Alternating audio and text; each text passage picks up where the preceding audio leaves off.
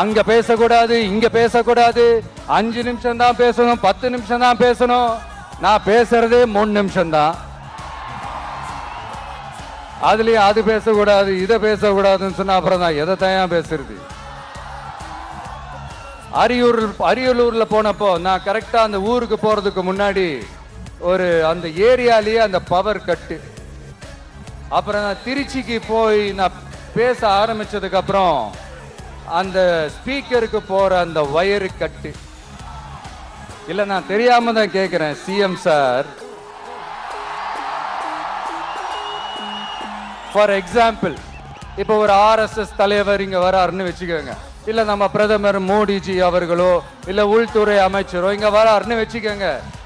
இந்த மாதிரி கண்டிஷன்ஸ்லாம் போடுவீங்க, இந்த மாதிரி பவர் கட் பண்ணுவீங்க, இந்த மாதிரி வயர் கட் பண்ணுவீங்க. கொஞ்சம் கட் பண்ணி தான் பாருங்களேன். முடியாதுல, பேஸ்மெண்ட் அதிரும்ல. நீங்க தான் மறைமுக உறவுக்காரர்களாச்சே.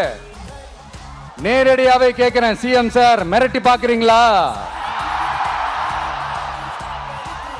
அதுக்கு இந்த விஜய் ஆள் இல்ல சார், அதுக்கு நாம ஆள் இல்ல சார்.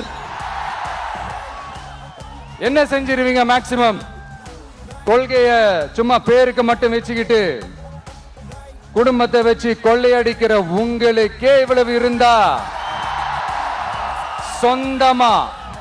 சொந்தமா உழைச்சி சம்பாதிச்ச எனக்கு எவ்வளவு இருக்கும்?